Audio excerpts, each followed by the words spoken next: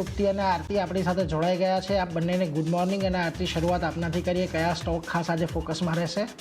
જે નીરજ, ઘણા બધા સ્ટોક છે. શરૂઆત આપણે વિપ્રો સાથે જ કરીએ તો જે મેનેજમેન્ટ ફેરફાર અમુક થયા છે તેને કારણે સ્ટોક આજે ફોકસમાં રહેશે દિવસભર. જે થિયરી ડેલાપોર્ટ છે, સીઈઓ કંપનીના, તેમણે સીઈઓ પદેથી રાજીનામું આપ્યું છે અને શ્રીની પિલ્લાઈ જે છે તેની સીઈઓ અને એમડી તરીકે નિયુક્તિ કરવામાં આવી છે. સાથે જ 12 વર્ષમાં ટર્ન અરાઉન્ડનો સૌથી વધારે પ્રયત્ન જે છે તે આપણે જોયો છે. થિયરી ડેલાપોર્ટે સીઈઓ તરીકે કર્યો છે અને હવે તેઓ સીઈઓ પદેથી રાજીનામું આપ્યું છે, તો તેને કારણે એક રિએક્શન જે છે નેગેટિવ સ્ટોક બતાવી શકે છે. પણ જે શ્રીની પિલિયા છે તે કોણ છે તેની વિગત લઈ લઈએ તો હાલમાં અમેરિકાના ઓપરેશનલના હેડ છે ખાસ કરીને. અને 1992માં જે શ્રીની પિલિયા છે તે કંપની સાથે, વિપ્રો સાથે જોડાયેલા હતા અને વિપ્રો કન્ઝ્યુમર બિઝનેસ સહિત મોટા પદો પર તેઓ રહ્યા છે અને બિઝનેસ એપ્લિકેશન સર્વિસના ગ્લોબલ હેડ પણ જે રહ્યા છે તેઓ. તો હવે શ્રીની પિલિયા જે છે તે હવે એમડી અને સીઈઓ તરીકે નિયુક્ત થયા છે. તો વિપ્રોનું કાઉન્ટર, જે મેનેજમેન્ટ ફેરફાર થયા છે તેને કારણે આજે ફોકસમાં રહેશે. બ્રોકરેજ રિપોર્ટ પણ આવ્યા છે, અમુક તેની વિગતો લઈ લઈએ તો સૌથી પહેલાં મોર્ગન સ્ટેનલી અંડરવેટ કોલ આપી રહ્યા છે. 450% લક્ષ્ય તેમના તરફથી આપતા દેખાયા છે. જે સીઈઓનું જે અનાઉન્સમેન્ટ છે, જે રાજીનામું છે તે ખાસ કરીને સરપ્રાઇઝ લાગી રહ્યું છે માર્કેટ માટે અને ટૂંકા ગાળે જે છે તે થોડું ઘણું મિક્સ કામકાજ જે છે આપણને સ્ટોક બતાવી શકે છે તેવું માની રહ્યા છે. તેને કારણે અંડરવેટ કોલ તેઓ આપી રહ્યા છે. જેફરીઝનો રિપોર્ટ જોઈએ તો તેમણે અંડર પરફોર્મ કોલ આપ્યું છે અને લક્ષ્યાંક 470%ના તેમના તરફથી કરવામાં આવ્યા છે. તેમનું પણ માનવું છે કે રેઝિગ્નેશન જે છે તે ટૂંકા ગાળે થોડી ઘણી કોમ્પિટિશન જે છે કંપની માટે વધારી શકે છે. તેને કારણે એક અંડર પરફોર્મ કોલ તેમના તરફથી આવતો દેખાયો છે. અને નોમુરાના રિપોર્ટની વાત કરી લઈએ તો તેમણે રિડ્યુસ કોલ આપ્યો છે. લક્ષ્યાંક 410%ના તેમના તરફથી કરવામાં આવ્યું છે. તેમનું પણ માનવું છે કે રિકવરી જે છે થોડી ઘણી સ્લો હવે આપણને રહેતી દેખાઈ શકે છે અને ઇન્ડસ્ટ્રી ગ્રોથ જે છે તે FY25 માટે ખાસ કરીને જે થોડો ઘણો ધીમો જે છે આપણને રહેતો દેખાઈ શકે છે. તો જે રીતે મેનેજમેન્ટ ફેરફાર થયા છે અને ખાસ કરીને પરિણામ હવે આવવાના છે તેની પહેલાં આજે સીઈઓના પદેથી રાજીનામું આપ્યું છે, તેને કારણે સ્ટોક વધારે ફોકસમાં રહેશે. તો રિએક્શન કઈ રીતે આપે છે સ્ટોક પર ફોકસ રહેશે. Next counter Nestle India. અહીંયા પણ આજે દિવસભર નજર રાખવાની છે કારણ કે જે રીતે સમાચાર બનતા દેખાઈ રહ્યા છે, પેરેન્ટ કંપનીને રોયલ્ટી આપવા માટે બોર્ડ તરફથી મંજૂરી મળતી દેખાઈ રહી છે. નેસ્લે SAને વાર્ષિક 5.25% રોયલ્ટી જે છે તે અહીંયાથી નેસ્લે ઇન્ડિયા આપતી જોવા મળશે. રોયલ્ટી પેઆઉટ 4.5%થી વધારીને હવે 5.25% કરવામાં આવ્યું છે અને 1 જુલાઈથી આગામી 5 વર્ષ માટે આ જે રોયલ્ટી છે તે અહીંયાથી વધારવામાં આવી છે કંપની તરફથી. તો નેસ્લે ઇન્ડિયાનું કાઉન્ટર પણ આજે ફોકસમાં રાખવાનું રહેશે. ટાઇટનની વાત કરી લઈએ. અહીંયા પણ બિઝનેસ અપડેટ જાહેર થયા છે. Q4 બિઝનેસ અપડેટની વાત કરી લઈએ તો Q4માં આવક ગ્રોથ 17% આપણને રહેતો દેખાવ છે યર ઓન યર ધોરણે. જ્વેલરી સેગમેન્ટની વાત કરી લઈએ તો અહીંયા જે ગ્રોથ છે 18% પર રહેતો દેખાવ છે.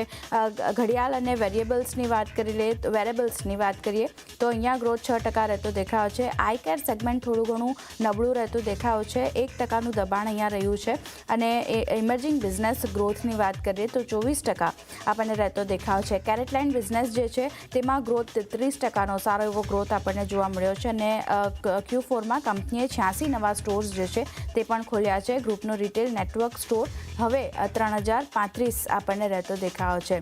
તો એક મિક્સ્ડ બિઝનેસ અપડેટ કહી શકાય. ટાઇટન તરફથી આવતા દેખાયા છે. આવક એક સારી રહેતી દેખાય છે અને જ્વેલરી સેગમેન્ટનો ગ્રોથ પણ આપણને સારો રહેતો દેખાયો છે. ફોકસ ટાઇટનના કાઉન્ટર પર પણ રહેશે. બીજી બાજુ ટાટા સ્ટીલની વાત કરી લઈએ. અહીંયા પણ Q4 બિઝનેસ સારા એવા આવતા આપણને દેખાયા છે. સ્થાનિક ઉત્પાદનની વાત કરી લઈએ તો વધારો છે 4.5% વધ્યું છે ઉત્પાદન અને 5.38 મેટ્રિક ટન પર આપણને પહોંચતું દેખાયો છે. સ્થાનિક ડિલિવરીની વાત કરી લઈએ તો ત્યાં 5%નો વધારો આપણને જોવા મળતો દેખાયો છે. FY24ની વાત કરી લઈએ તો સ્થાનિક વોલ્યુમ જે છે 4.4% વધ્યું છે અને વધીને 20.76 મેટ્રિક ટન પર પહોંચ્યું છે. જ્યારે FY25 ફોરમાં સ્થાનિક ડિલિવરીની વાત કરી લઈએ તો ત્યાં 6% વધારો આપણને જોવા મળતો દેખાયો છે. જે ક્રૂડ સ્ટીલ ઉત્પાદન જે છે તે વાર્ષિક આધાર પર સૌથી વધુ આપણને રહેતું દેખાયું છે અને ક્રૂડ સ્ટીલ પ્રોડક્શન 4% વધી અને 20.8 મેટ્રિક ટન પર પહોંચ્યું છે. તો દરેક ફ્રન્ટ એક સારા Q4 અપડેટ જે છે ટાટા સ્ટીલ તરફથી આવતા દેખાયા છે. પોઝિટિવ રિએક્શન સ્ટોક બતાવી શકે છે, નજર રાખવાની રહેશે. ઇન્ફો એજ અહીંયા પણ બિઝનેસ અપડેટ જાહેર થયા છે. સ્ટેન્ડઅલોન બિલિંગની વાત કરી લઈએ તો વધારો જોવા મળ્યો તો દેખાયો છે, વધીને 827 કરોડની આસપાસ પહોંચ્યા છે. જ્યારે રિક્રુટમેન્ટ સોલ્યુશનની વાત કરી લઈએ તો અહીંયા આપણને વધારો જોવા મળ્યો છે અને વધીને આ પણ 625.4 કરોડની આસપાસ પહોંચતા દેખાયા છે. જે 99 એકર્સનો ગ્રોથ છે તેની વાત કરી લઈએ તો ત્યાં પણ વધારો જોવા મળતો દેખાયો છે. 131.1 કરોડની આસપાસ વધીને પહોંચ્યા છે અને અન્ય સેગમેન્ટ ગ્રોથમાં પણ વધારો છે. જે 61.4 કરોડ પર હતો ત્યાંથી વધી 70.5 કરોડ પર આપણને આવતો દેખાયો છે. તો ઇન્ફોએજનું કાઉન્ટર પણ આજે પોઝિટિવ રિએક્શન બતાવી શકે છે. ગોદરેજ કન્ઝ્યુમર ખાસ કરીને આજે નજરમાં રાખવાનું રહેશે. બિઝનેસ અપડેટ જે રીતે જાહેર થયા છે, સારા Q4 બિઝનેસ અપડેટ આવ્યા છે. ભારતમાં કારોબારની સ્થિતિમાં થોડી ઘણી નરમાશ આપણને જોવા મળતી દેખાઈ રહી છે, પણ સિંગલ ડિજિટ વોલ્યુમ ગ્રોથ જે છે તે આપણને ઇન્ડિયન માર્કેટમાં જોવા મળતો દેખાયો છે. હાઉસ હોલ્ડ ઇન્સેક્ટિસાઇડની વાત કરી લઈએ તો તેની માંગ આપણને ઘટતી દેખાઈ રહી છે. પાક એવેન્યુ કામાસૂત્રાનો ગ્રોથ જે છે તેમાં અનુમાન મુજબ જ આપણને રહેતો દેખાયો છે. અંડરલાઇન વોલ્યુમ ગ્રોથની વાત કરી લઈએ તો ડબલ ડિજિટ આપણને રહેતો દેખાયો છે અને ખાસ કરીને ગોદરેજ, આફ્રિકા, USA અને મિડલ ઇસ્ટ આ બધા દેશો જે છે તેમાં હાઈ સિંગલ વોલ્યુમ ગ્રોથ જે છે તે પણ આપણને રહેતો દેખાયો છે. નાઇજીરિયામાં જાન્યુઆરીમાં કરન્સીની અસર થોડી ઘણી આપણને જોવા મળતી દેખાય છે અને વેચાણ જે છે તે ડબલ ડિજિટમાં આપણને ઘટતું જોવા મળતું દેખાયું છે. તો ગોદરેજ કન્ઝ્યુમરનું કાઉન્ટર પણ આજે નજરમાં રાખવાનું રહેશે. બીજી બાજુ અદાની વિલ્મરની વાત કરી લઈએ તો અહીંયા જે રીતે એડિબલ ઓઇલને ફૂડ બિઝનેસમાં ડબલ ડિજિટ ગ્રોથ દર્શાવ્યો છે Q4 બિઝનેસ અપડેટમાં, તો તેને કારણે સ્ટોક પર રિએક્શન રાખવાનું રહેશે. Q4માં સ્ટેન્ડઅલોન એડિબલ ઓઇલ સેલ્સ જે છે તે 4% ઘટ્યું છે અને બ્રાન્ડેડ પ્રોડક્ટની આવક આપણે જોઈએ તો લગભગ 18% આપણને વધતી દેખાઈ રહી છે. સાથે જ ફૂડ અને FMCG સેલ્સની વાત કરીએ તો ત્યાં 4%નો ઘટાડો જોવા મળતો દેખાયો છે અને ફૂડ અને FMCG વોલ્યુમ જે છે તે આપણને 10% વધતું જોવા મળતું દેખાયું છે. તો સેલ્સ ઘટ્યો છે પણ વોલ્યુમમાં આપણને વધારો જોવા મળતો દેખાયો છે. એડિબલ ઓઇલ ખાસ એની વાત કરીએ તો વોલ્યુમ 13%નો વધારો આપણને દર્શાવી રહ્યો છે અને Q4માં ઓવરઓલ વેલ્યુ ગ્રોથની વાત કરીએ તો 4% ઘટતું દેખાયું છે. મિક્સ અપડેટ છે Q4 અદાની વિલ્મરનું કાઉન્ટર પણ આજે નજરમાં રાખવાનું રહેશે. PNBની વાત કરી લઈએ તો અહીંયા પણ Q4 બિઝનેસ અપડેટ આવ્યા છે, જેમાં સારા એવા બિઝનેસ અપડેટ જાહેર થતા દેખાયા છે. કુલ બિઝનેસની વાત કરીએ 8.8% વધ્યું છે. ડિપોઝિટમાં 7%નો વધારો આપણને જોવા મળતો દેખાયો છે. સ્થાનિક ડિપોઝિટની વાત કરીએ 6.6%નો વધારો અહીંયા દેખાયો છે. કાસા ડિપોઝિટ 2.6% વધતા દેખાય છે. બેંકના અને કુલ એડવાન્સીસની વાત કરી લઈએ 11.5%નો વધારો આપણને જોવા મળતો દેખાયો છે. દરેક ફ્રન્ટથી PNB એક સારા Q4 બિઝનેસ અપડેટ આવ્યા છે, નજર સ્ટોક પર રાખવાની રહેશે. બેંક ઓફ બરોડા અહીંયા પણ સારા બિઝનેસ અપડેટ જાહેર થતા દેખાયા છે. ગ્લોબલ બિઝનેસની વાત કરી લઈએ તો વધ્યા છે અને 24.16 લાખ કરોડ પર પહોંચતા દેખાયા છે. જ્યારે ડિપોઝિટની વાત કરી લઈએ તો અહીંયા પણ વધારો જોવા મળતો દેખાયો છે. 13.27 લાખ કરોડ પર ડિપોઝિટ પહોંચ્યા છે. ગ્લોબલ એડવાન્સીસની વાત કરી લઈએ ત્યાં પણ વધારો છે અને સ્થાનિક એડવાન્સની વાત કરીએ તો ત્યાં પણ એક વધારો આપણને બનતો દેખાયો છે. તો અહીંયા પણ દરેક ફ્રન્ટથી સારા પરિણામ છે. બેંક ઓફ બરોડાનું કાઉન્ટર પણ આજે નજરમાં રાખવાનું રહેશે. બીજી બાજુ બેંક ઓફ ઇન્ડિયાની વાત કરી લઈએ તો અહીંયા પણ પોઝિટિવ રિએક્શન સ્ટોક બતાવી શકે છે, કારણ કે Q4માં ખાસ કરીને કુલ ગ્લોબલ બિઝનેસ આપણે જોઈએ તો ત્યાં આપણને વધારો જોવા મળતો દેખાયો છે. 13.23 લાખ કરોડ પર પહોંચ્યું છે. ડિપોઝિટની વાત કરી લઈએ ગ્લોબલ ડિપોઝિટની તો ત્યાં પણ આપણને વધારો દેખાયો છે. 7.38 લાખ કરોડ પર ડિપોઝિટ પહોંચ્યા છે. સ્થાનિક ડિપોઝિટની વાત કરી લઈએ તો ત્યાં પણ આપણને વધારો દેખાઈ રહ્યો છે અને ગ્લોબલ એડવાન્સની વાત કરી લઈએ વધીને 5.86 લાખ કરોડ પર પહોંચ્યા છે. જ્યારે સ્થાનિક એડવાન્સમાં પણ આપણને વધારો દેખાઈ રહ્યો છે. તો Q4 બિઝનેસ અપડેટ અહીંયા પણ સારા આવતા દેખાયા છે. બેંક ઓફ ઇન્ડિયાનું કાઉન્ટર પણ આજે નજરમાં રાખવાનું રહેશે.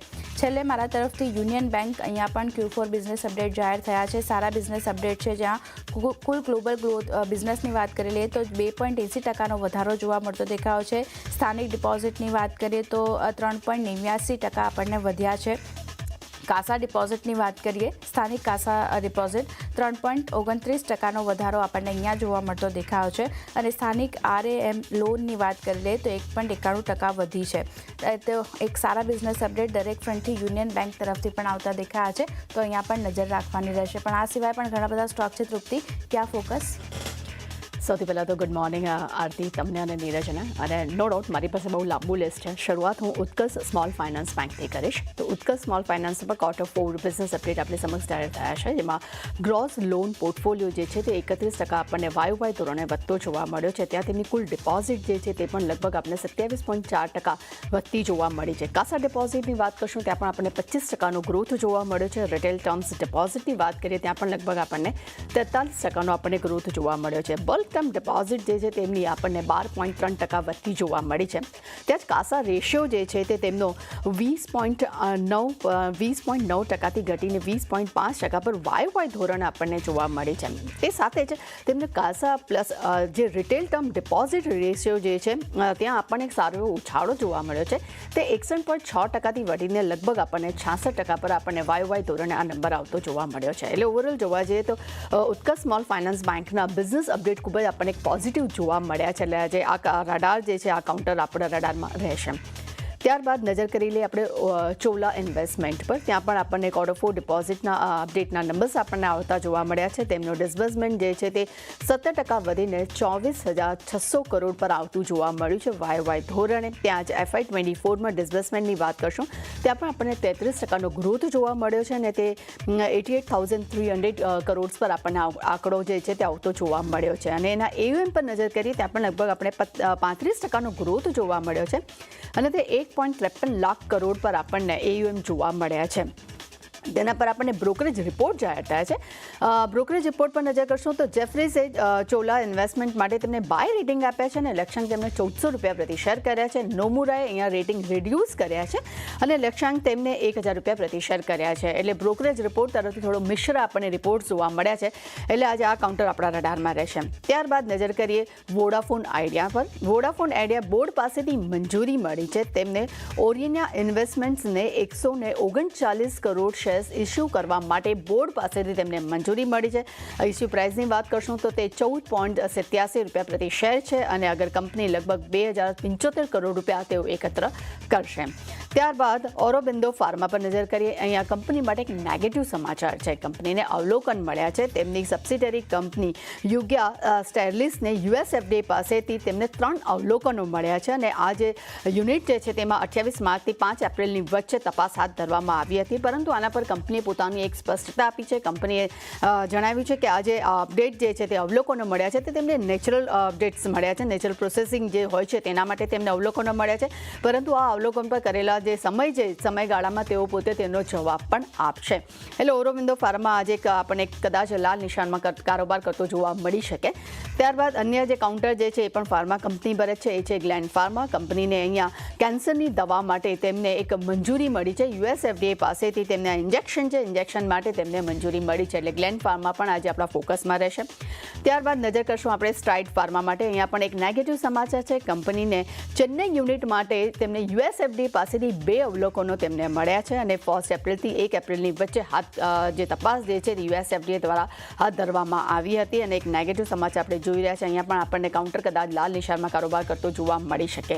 ત્યારબાદ નજર કરી લઈએ છેલ્લા કાઉન્ટર પર કોચિન શિપયાર્ડ. અહીંયા કંપનીએ US નેવી સાથે તેમને કરાર કર્યા છે. તેમને માસ્ટર શિપયાર્ડ રિપેર એગ્રીમેન્ટ કર્યા છે અને જેમાં તેઓ ખાસ કરીને US નેવલ વિલ્સે તેના રિપેર માટે તેમને આ કરાર કર્યા છે. એટલે કોચિન શિપયાર્ડ માટે આજે એક પોઝિટિવ સમાચાર છે. એટલે આજે આ કાઉન્ટર જે છે તે આપણને ત્યાં પણ એવું સારું એવું રિએક્શન આપણને જોવા મળી શકે છે. નીરજ, આજે ઘણું લાંબુ લિસ્ટ છે. એક તરફ બિઝનેસ અપડેટ છે, બીજી તરફ વિપ્રો તરફથી એક રાજીનામાના સમાચાર છે, નેસ્લે તરફથી પણ એક અલગ સમાચાર આવી રહ્યા છે. ખૂબ જ પોઝિટિવ સમાચાર જોવા મળ્યા છે. પરંતુ ફાર્મા કાઉન્ટર પર વાત કરશો ત્યાં પણ આપણને એક મિક્સ આપણને અમુક 2 કંપનીઓ છે જ્યાં અવલોકનો છે અને બીજી એક કંપની છે જે તેને દવા માટે મંજૂરી પણ મળી છે. એટલે લાંબુ લિસ્ટ એટલે જોવાનું રહેશે કે આજે કેવું રિએક્શન મળે છે.